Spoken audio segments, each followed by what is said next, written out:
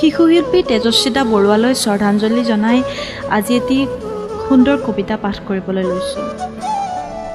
কবিতাটিত সংগীতৰ কাম কৰিছে জনাৰ্দন জানে, আবৃত্তি প্ৰিয়ংকা প্ৰিয়ম্বৰা। কবিতাটিৰ শিৰোনাম মই যাওঁগৈ দেউতা। দেউতা মোক বচোৱা, মোৰ উশাহবোৰ দেখোন চুটি হৈ আহিছে দেউতা।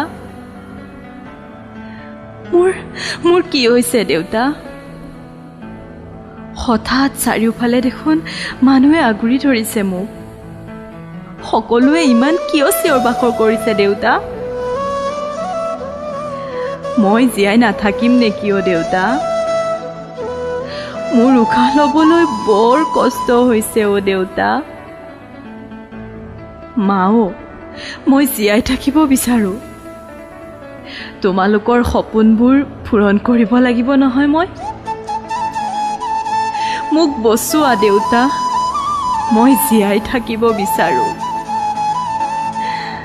মই চাগে আৰু বেছি সময় নাথাকিম দেউতা। মোক তুমি বেয়া নাপাবা দেই দেউতা, মই যাবগৈ লাগিব। মই চাগে এইকেইদিনৰ বাবেই আহিছিলোঁ অ' দেউতা। তোমালোকৰ সপোনবোৰ মই পূৰণ কৰিব নোৱাৰিলোঁ। মই যে তোমাক কৈছিলোঁ মা, মই ডাঙৰ হৈ কটন কলেজত পঢ়িম। সেই সকলোবোৰ সপোন হৈয়ে ৰ'ল মা। তোমালোকে মোক বেয়া নাপাবা দেই মা। দেউতা, তোমালোক ভালকৈ থাকিবা। মই জানো মই যোৱাৰ পিছত তোমালোকৰ জীয়াই থাকিব বহুত কষ্ট হ'ব,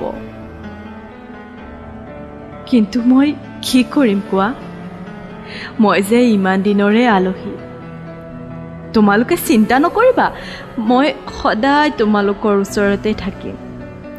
মোৰ গানবোৰ শুনি থাকিবা, মই তোমালোকৰ ওচৰত থকাৰ উপলব্ধি কৰিবা। মা, তুমি দেউতাক চাবা, দেউতাই বৰ কষ্ট পাব। মই জানো মই যে দেউতাৰ পৰি আছিলোঁ।